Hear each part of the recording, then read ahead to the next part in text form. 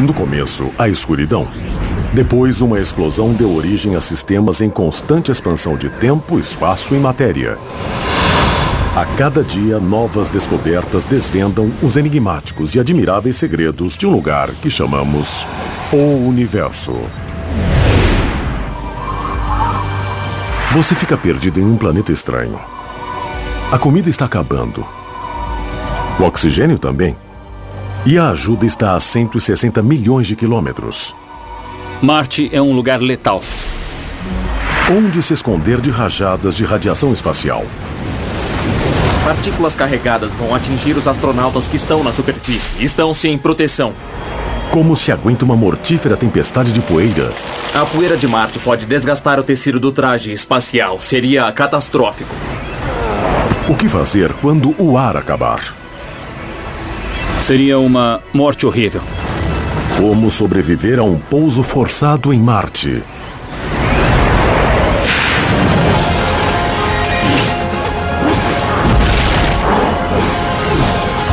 O Universo. Pouso forçado em Marte. Humanos fazendo um pouso forçado em Marte. Lutando para sobreviver em um mundo hostil. Sempre foi um tema favorito de filmes de ficção científica. Muita coisa dá errado.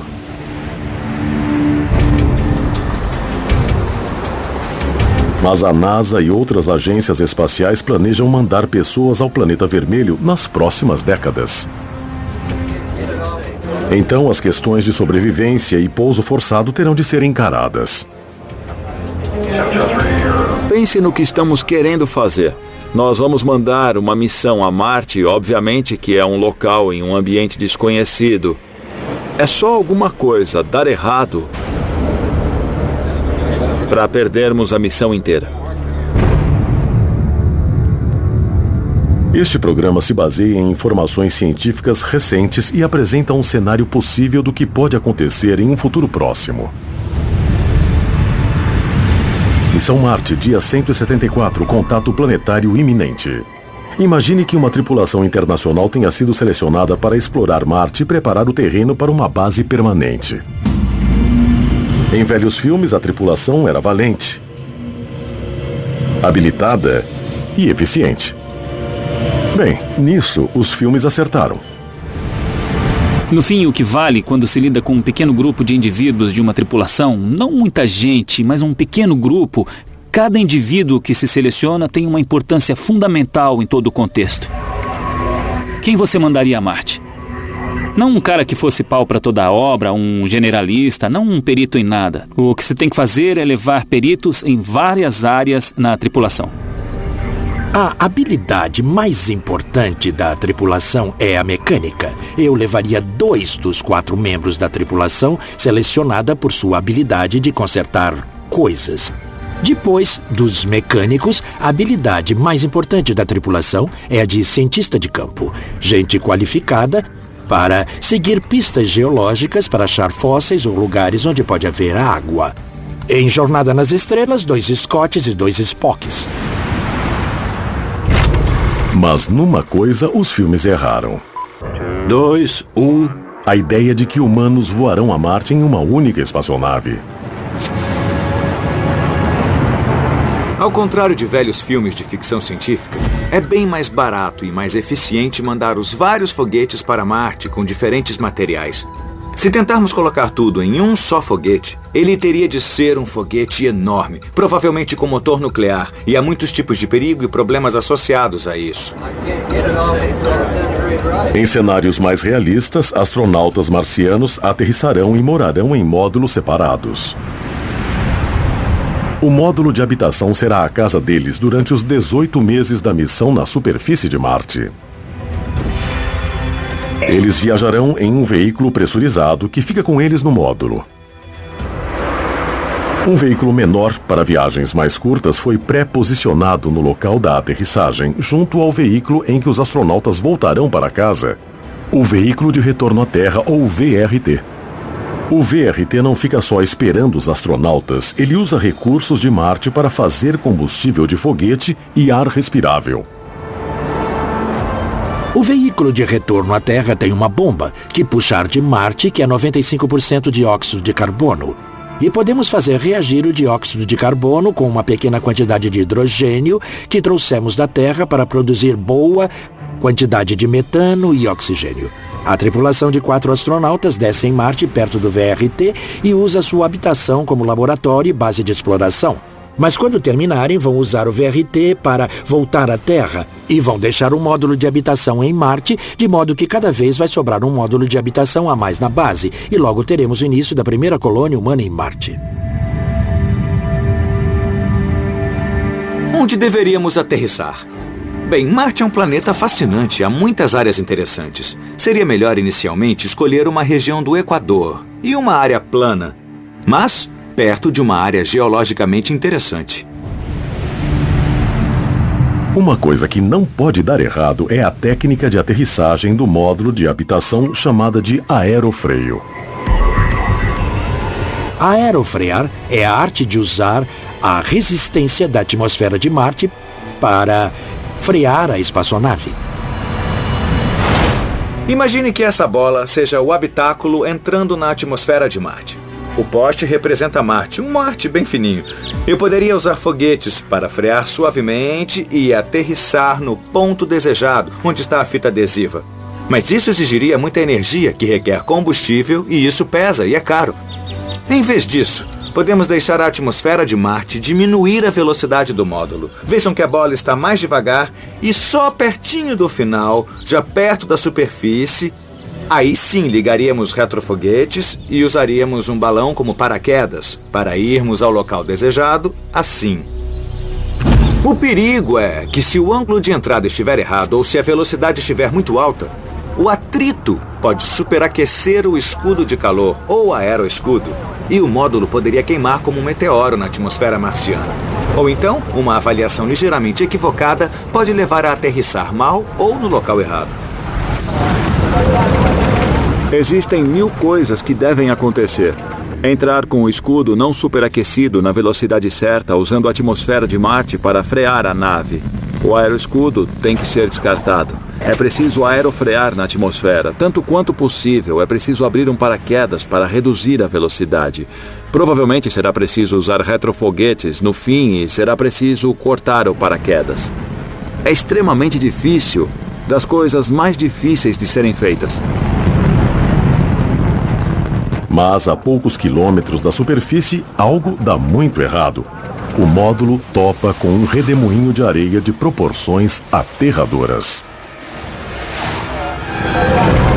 Redemoinhos de areia em Marte são vórtices na atmosfera que levantam colunas de ar tão rapidamente que levanta a poeira do solo e a joga na atmosfera. Na Terra, redemoinhos de poeira podem ter poucos metros de altura, mas em Marte podem ter 5 ou 6 mil metros de altura. São estruturas imensas. O redemoinho engolfa o módulo e o afasta perigosamente de seu curso. Estações de rastreamento do Texas ao Cazaquistão acompanham a descida. Mas Marte fica tão longe que as transmissões do módulo levam 18 minutos para chegar à Terra. Quando o sinal chega de que o módulo terá de fazer um pouso forçado, os astronautas já o fizeram. Mas onde? E estão vivos ou mortos? Só há uma coisa a fazer no lançamento e uma coisa a fazer na aterrissagem, que é rezar.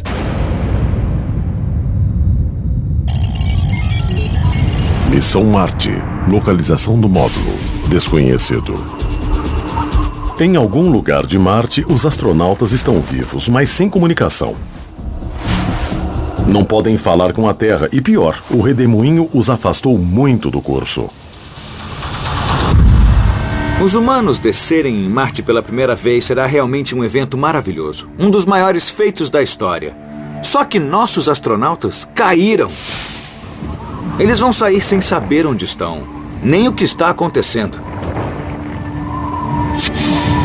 O Sol brilha a metade do que brilha aqui. A intensidade da luz solar no equador marciano é mais ou menos o mesmo do que na Noruega, na Terra, ou no Alasca. Na sombra, tudo em Marte é de uma cor marrom, amarelo, avermelhada. E só as coisas sob a luz solar direta mostram sua cor mais real, porque a luz se reflete no ambiente de partículas avermelhadas de poeira.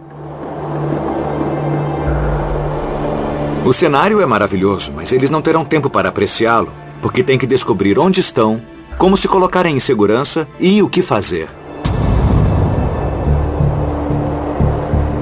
Como você descobre onde está em Marte sem a ajuda de instrumentos? Nossos astronautas do século XXI vão recorrer a uma técnica antiga: navegação celeste. As luas de Marte, Phobos e Deimos estão em órbita equatorial. Então, o ponto em que se levantam é pleno leste e onde se põe é pleno oeste. Em seu zênite, na proporção de seu eventual desvio vertical, você pode ler quanto afastado está do equador, a hora do nascente e do poente, comparadas a uma tabela que você pode ter em seu computador, dará a longitude. O resultado é chocante. Eles pousaram na parte leste do maior cânion do Sistema Solar. Descoberto em 1971 pela sonda Mariner 9 e batizado com o nome Valles Marineris, o cânion fica pouco ao sul do equador de Marte. É várias vezes mais profundo do que o Grand Canyon e tem um comprimento de mais de 4.000 quilômetros. Os astronautas estão a centenas de quilômetros do veículo de retorno à Terra. E não é só isso. O módulo de habitação está perdendo oxigênio em nível crítico e não pode ser reparado. A tripulação pode estar morta em dias.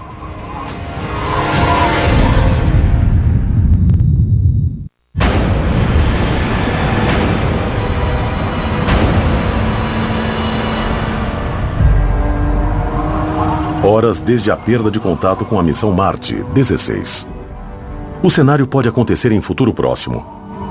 Os primeiros humanos em Marte estão muito fora de curso, em dificuldades nas profundezas do gigantesco Valles Marineris. Não conseguem se comunicar com a Terra e seu módulo de habitação está perdendo ar. Quase todos os filmes sobre Marte imaginam uma atmosfera respirável em alguma parte do planeta para que os atores possam tirar o capacete. Mas, na verdade, a atmosfera de Marte é 95% de dióxido de carbono e é tão rarefeita quanto a atmosfera terrestre a 30.000 metros de altura. Uma coisa que sempre me surpreende é como nós gostamos dessa visão romântica de Marte. Até parece que nós estamos em Utah ou na Califórnia. Mas a verdade é que Marte é letal. Os astronautas têm uma chance e vão usá-la. Vão montar o veículo pressurizado que tem suprimento de 3 semanas de oxigênio. Um veículo pressurizado é uma espécie de trailer. É possível viver nele. É pressurizado, você fica em mangas de camisa, não precisa usar traje espacial enquanto dirige ou trabalha nele. Valles Marineris, comunicação restaurada. O veículo funciona bem assim como o sistema de comunicação. Os astronautas ligam para dizer que estão vivos. Se algum componente falhar ou se der algo errado, há uma reserva para que a missão não fracasse. Então a redundância pode ser uma boa coisa, porque se destina à eventualidade de uma falha, podemos dizer.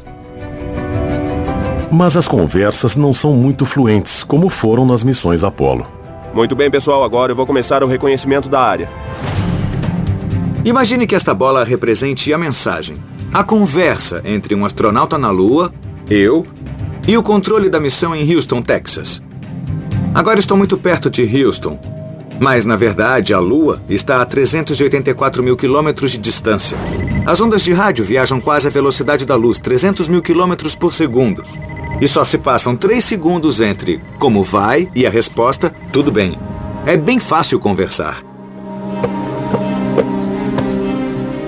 Mas Marte está, no mínimo, 150 vezes mais longe do que a Lua. Então sou obrigado a vir até aqui. Nós ainda podemos nos comunicar, mas há uma demora maior. Na verdade, a distância da Terra a Marte fica entre 56 e 380 milhões de quilômetros. Então, o intervalo de tempo entre como vai e tudo bem varia de 6 a 44 minutos para trocar essa informação. Significa que uma emergência não pode ser resolvida em tempo real. Mas há um problema maior. Assim como a luz, as ondas de rádio só andam em linha reta. E tanto a Terra quanto Marte giram sobre seus eixos, de modo que há momentos onde pessoas nos dois planetas não se comunicam. Podemos resolver isso posicionando corretamente 2 satélites. Se houver um satélite em órbita de Marte, uma mensagem pode ser enviada da missão em Marte para o controle em Houston. Ela vai para o satélite em Marte, depois para o satélite da Terra, depois para o controle e vice-versa. O intervalo de tempo ainda é de 44 minutos entre a pergunta e a resposta, mas pelo menos o astronauta de Marte e o controle podem formular um plano de sobrevivência. Mesmo com esses intervalos, o plano progride. Carregar o veículo pressurizado de comida e equipamento e ir em direção leste, onde o Valles Marineris desemboca em canais de escoamento, provavelmente cavados há bilhões de anos, quando a atmosfera de Marte era mais densa e água líquida fluía pela superfície. Desse ponto de saída, há menos de um dia de viagem até o VRT no ponto de aterrissagem inicial. Pode-se imaginar a viagem desesperada pela paisagem de Marte para voltar ao veículo e talvez fazer um pouco de pesquisa científica. Mas o importante é se salvar e voltar à Terra. Tudo depende de equações muito frias. Cada astronauta tem uma necessidade diária de 3,5 litros de água, 2.000 calorias de comida e 900 gramas de oxigênio. Tecnologia de sobrevivência pode ajudar. Eles podem extrair água do solo de Marte usando equipamentos que há no veículo. A nave espacial Odyssey, que foi a Marte, revelou que o solo na região equatorial tem 6% de seu peso em água. Então, para extrair a água, é necessário pegar material e colocar em uma panela de pressão e aquecer tudo até 150 graus. Isso extrairia a água. De 9 quilos de terra, sai meio litro de água. Mas outras necessidades humanas não seriam supridas tão facilmente. Certamente, para fazer uma viagem de 2 semanas pela paisagem desolada de Marte, você pode reduzir a comida, fazer rações muito modestas, pode até cortar a água, mas uma coisa necessária a cada segundo é ar, que não pode ser cortado. Não há flexibilidade na quantidade de ar que se necessita para continuar vivendo.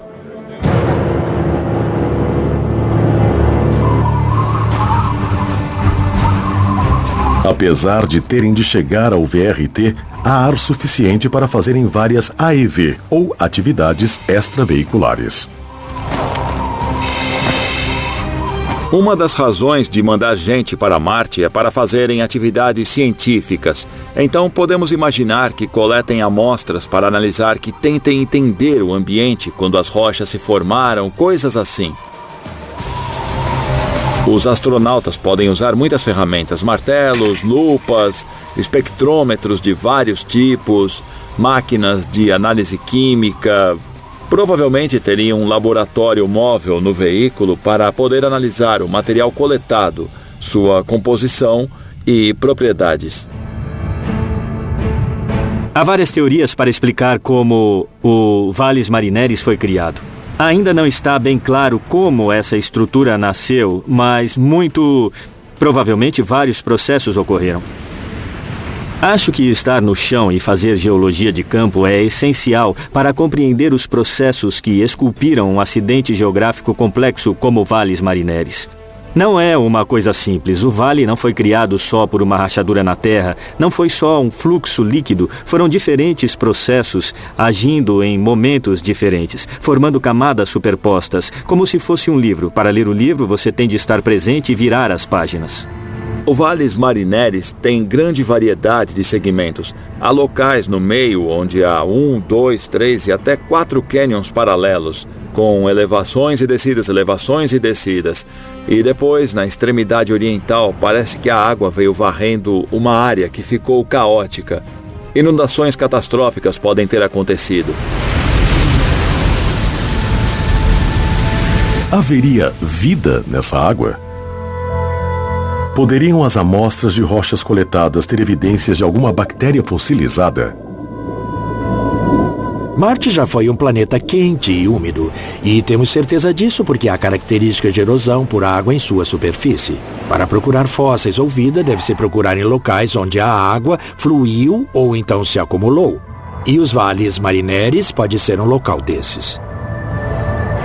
Haveria mesmo a possibilidade de acharem evidências de água debaixo da superfície? E organismos vivos nessa água? Será que a vida se forma onde o líquido for estável? Poderá haver uma chance em 1 trilhão de uma ocorrência levar à vida? Teria havido uma segunda gênese em Marte? Acho muito possível haver atividade bacteriana em Marte. Mas isso é muito incerto. É uma questão científica muito interessante. Eu acho até que é a pergunta mais intrigante da ciência do Sistema Solar.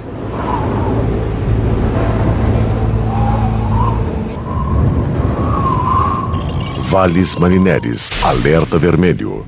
De repente, a procura de vida cessa porque a luta pela sobrevivência continua. O controle informa que uma labareda solar de alto risco se dirige para Marte.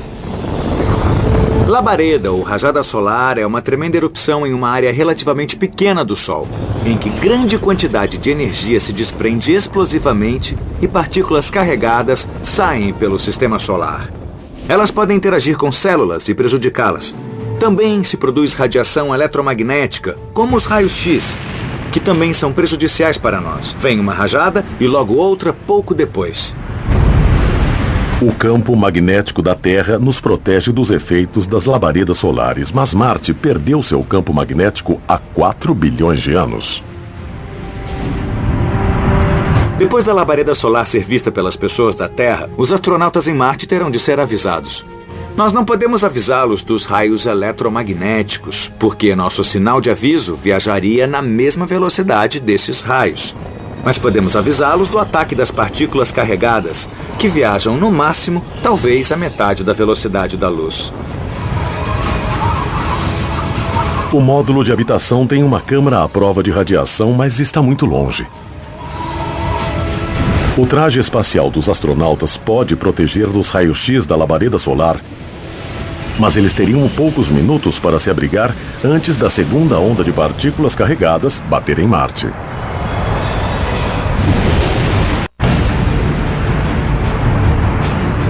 Se uma futura missão a Marte fizer um pouso forçado, os astronautas terão de enfrentar mais do que a rude paisagem do planeta. Minutos para a labareda. Uma labareda solar de prótons carregados seria muito mais perigosa em Marte do que na Terra. Marte não tem um campo magnético como a Terra, então as partículas altamente energizadas e as partículas carregadas bateriam direto na superfície e em qualquer astronauta que estiver aí. Eles não estariam protegidos dos perigosos raios e partículas, mas na Terra estamos protegidos por seu campo magnético. Muitos efeitos ruins seriam causados pelas partículas batendo diretamente nos astronautas na superfície. Aumento das chances de câncer ou outras doenças, males decorrentes da radiação ou da intoxicação. Os astronautas da estação espacial já devem ter sido avisados para se esconderem em câmaras especiais que os protegem das partículas carregadas e da radiação vindos de uma labareda solar. Para os astronautas, no meio do Valles Marineris, o único abrigo possível é o veículo pressurizado. Mas o que protege o veículo pressurizado da radiação não é chumbo. São os pacotes de comida que recobrem as paredes e os próprios dejetos dos astronautas. As fezes contêm hidrocarbonetos, e hidrocarbonetos contêm hidrogênio. E o hidrogênio é um ótimo absorvente de radiação. O hidrogênio em forma de comida, antes de ser consumida, vai ajudar a proteger você de parte da radiação que certamente depois de consumir a comida, você terá de colocar suas fezes em sacos plásticos selados e de volta na parede do veículo para proteger da radiação. Para se sobreviver no espaço, quase nada pode ser desperdiçado. Nem mesmo lixo. Com a crise imediata sob controle, a ida para o VRT prossegue. Mudança no plano da missão. Então, algo inesperado acontece. Comandante Houston, tomamos uma decisão. Os astronautas votam e mudam de plano.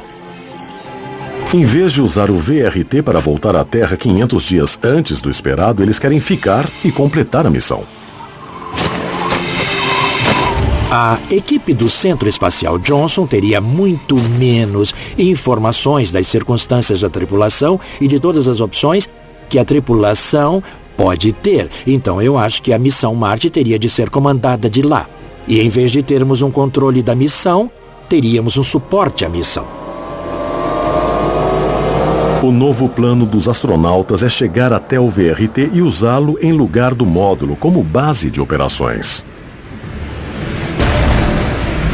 Ele é bem menor do que o módulo, mas tem baterias de energia e pode produzir oxigênio. Então a tripulação poderia mesmo ir para a VRT, viver e trabalhar ali. Canal de escoamento do Valles Marineris.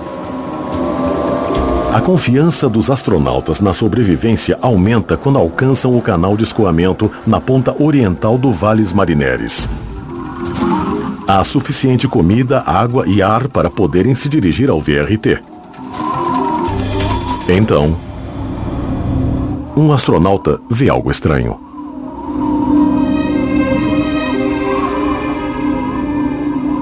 Uma camada de rocha exposta que parece conter uma coisa chamada estromatólitos.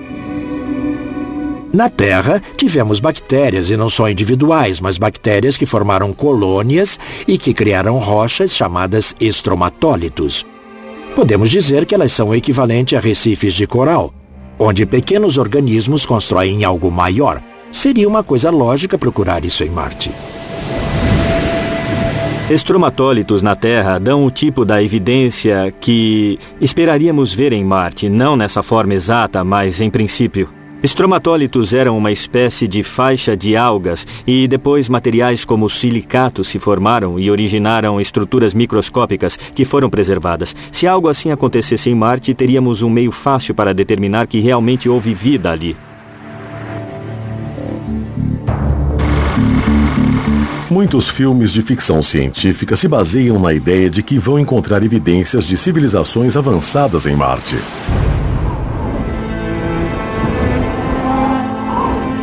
Marte não tem cidades ou grandes estruturas. Mas os astronautas poderiam achar evidências de vida em Marte. Mesmo que fossem só fósseis de bactérias. Com as amostras de rochas carregadas, o veículo tenta avançar. Mas não consegue. Uma roda atolou. E os astronautas não conseguem soltá-la. A areia é uma espécie de cilada da morte de Marte. E eu não ficaria surpreso se, em expedições futuras, nós perdêssemos tripulantes que estão nesses veículos longos e pressurizados em alguma cilada de areia. Eles calculam a distância restante para o VRT. Chegarão em segurança. O tanque de ar de um traje espacial só dura 12 horas, mas a pé seriam necessárias 30 horas. Na Terra você pode atolar quando faz um rally e passa num areal, só que, é claro, na Terra você pode descer do veículo e respirar. Em Marte a opção não existe. Se o veículo atolar, não há como sair desse apuro, você vai morrer lentamente.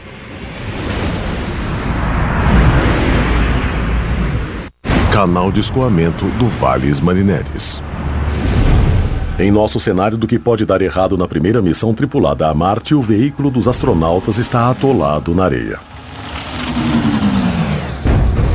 O veículo de retorno à Terra está a 160 quilômetros. Os astronautas estão enfrentando a morte certa ou podem se salvar novamente usando tecnologia pré-industrial.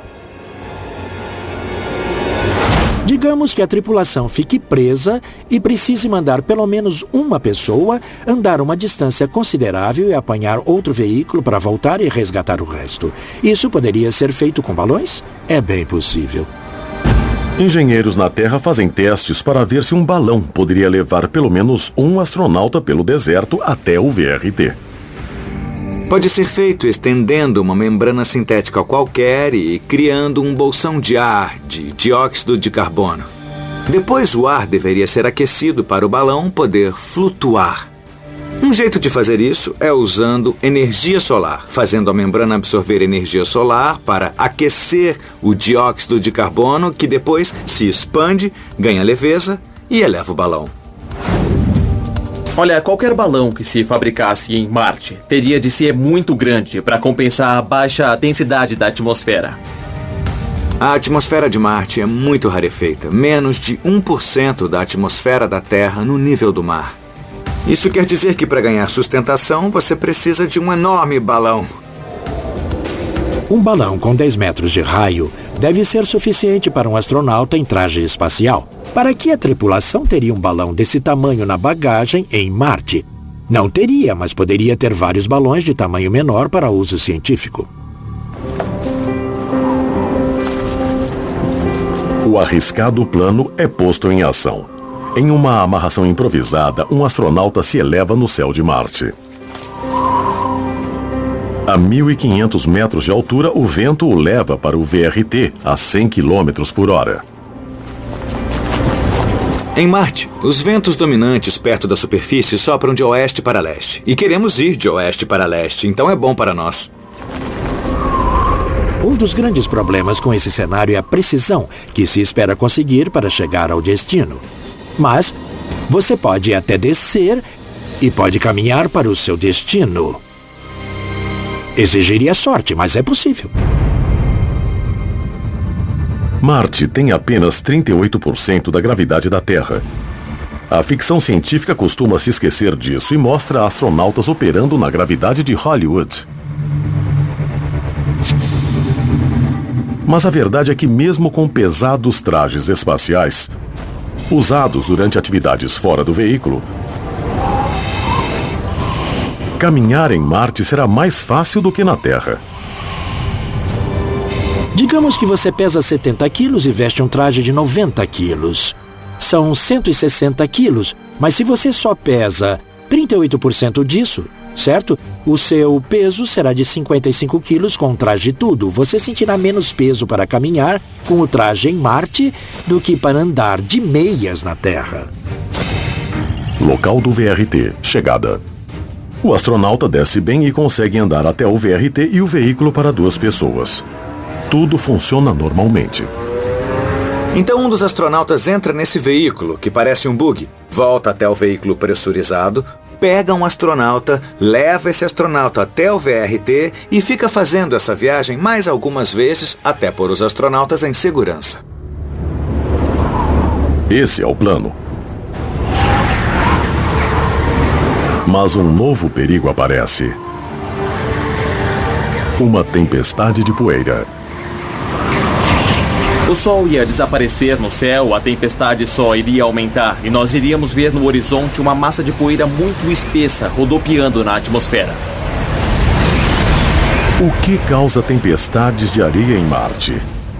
Foi o que Lisa Abdel Fattah, de Anaheim, Califórnia, perguntou a Pergunte ao Universo. Pergunte ao Universo. Lisa, você vai se surpreender, mas tempestades de poeira em Marte são causadas pela energia do Sol. O Sol aquece a poeira da superfície de Marte e também a atmosfera, causando uma expansão e correntes de convecção. E há diferenças de pressão entre um bolsão de ar e outro, o que gera ventos. E mais poeira é levantada e mais se aquece, e mais há diferenças de pressão. Assim surgem tempestades violentas. Pergunte ao Universo. A poeira de Marte pode ser muito perigosa para os astronautas por muitas razões. Como não há água, cada grãozinho de areia não é suave e arredondado como se vê aqui nas praias da Terra. Eles são pontudos e bem irregulares. Quando a poeira é levantada sobre os astronautas andando ou se movendo, ela gruda no traje espacial. E com o tempo e com a fricção dos braços ou pernas, quando os astronautas andam, o tecido, o traje começa a se desgastar e pode facilmente se rasgar. E olha, isso seria catastrófico.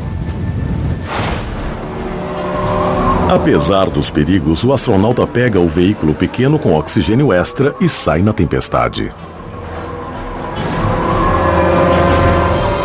E um após outro, ele traz seus colegas de tripulação de volta para o VRT. Mas a poucos metros da segurança, o pó abrasivo rasga uma parte do traje do comandante e o expõe ao quase vácuo da atmosfera de Marte.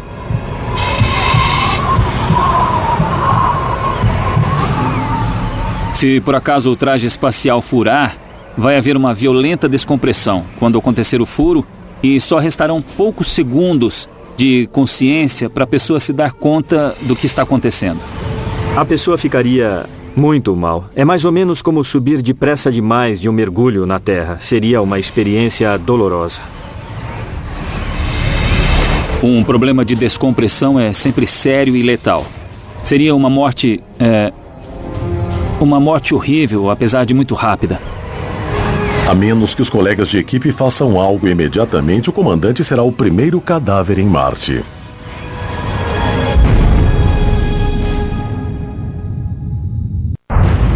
Local do VRT, vazamento crítico. Em nosso cenário de um futuro próximo, os primeiros exploradores de Marte sobreviveram a um pouso quase fatal e a uma viagem pelo planeta hostil.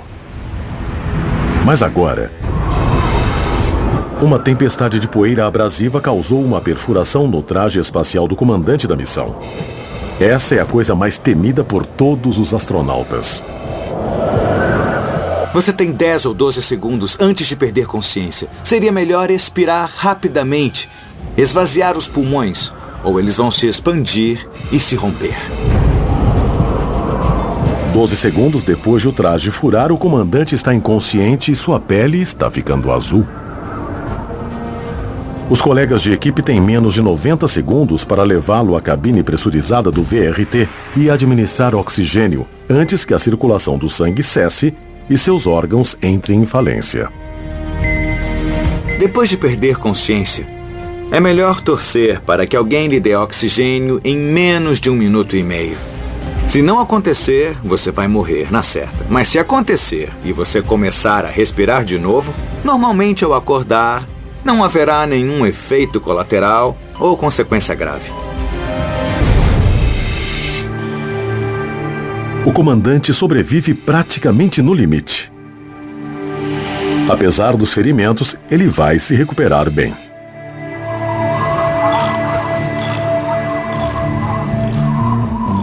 Base Alpha, a missão continua.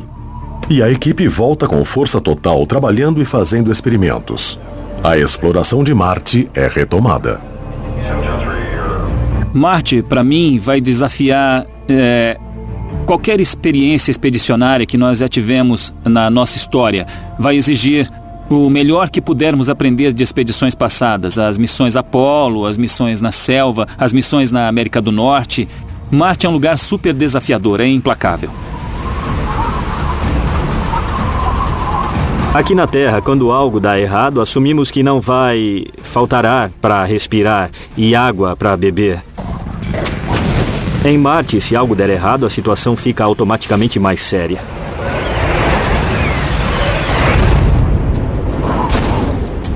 Mas os astronautas provaram que podem se adaptar ao ambiente de Marte.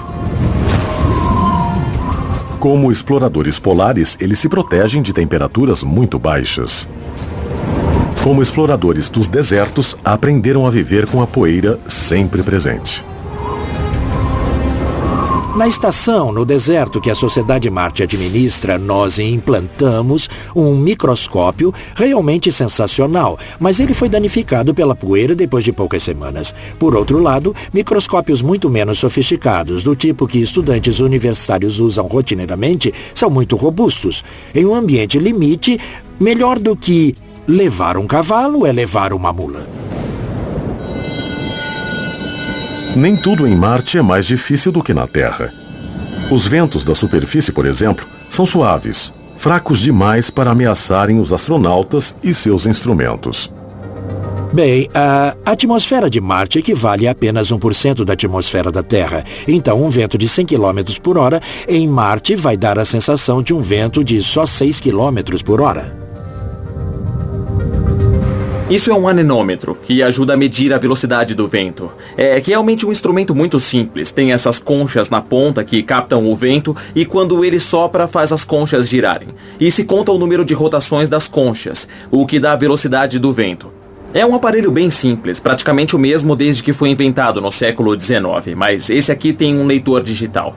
Bom, vamos ver se captamos o vento. Opa, tá aí, olha, uma rajada. Como a atmosfera é muito menos densa e você tem menos moléculas de ar batendo no anemômetro, um vento de 30 km por hora em Marte vai dar a sensação de um vento de 3 km por hora na Terra. Como se vê, um vento dessa velocidade, por exemplo, mal desmancha os cabelos. Se isso acontecesse em Marte, um vento similar, para dar o mesmo efeito, teria de soprar a 110 km por hora, velocidade de muito furacão, forte, né?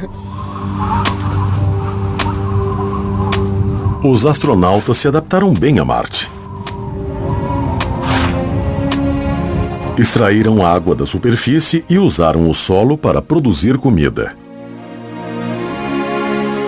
Em termos de comida, o que pode ser cultivado mais facilmente são folhas, por exemplo, alface. Com o tempo, você vai poder cultivar batatas, uma fonte de carboidratos muito produtiva por metro quadrado cultivado.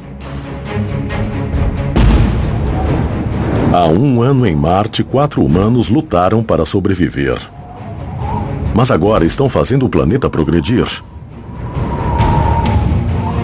E é só o começo.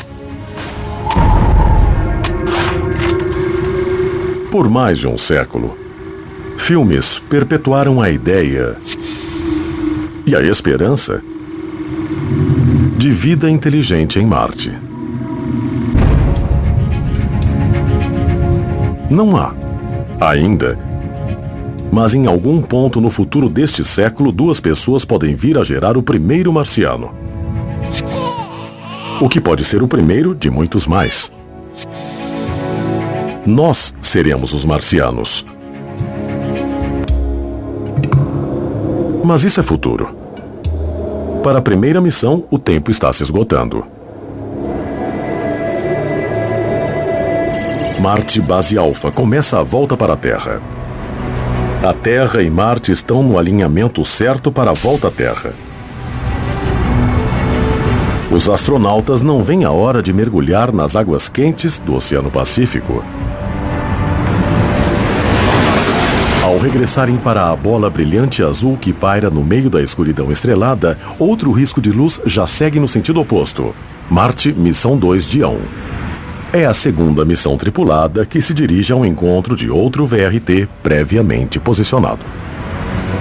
Há muitos riscos associados a uma missão humana para Marte, mas se olharmos a história da humanidade, uma coisa é certa, nada grandioso foi realizado sem riscos. E nada grandioso foi conseguido sem coragem. Se mandarmos humanos a Marte em nosso tempo, se ao menos lançarmos essa pedra fundamental, o que está ao nosso alcance daqui a 500 anos, haverá novos ramos de civilização humana em Marte e em outros mundos. É o nascimento do futuro.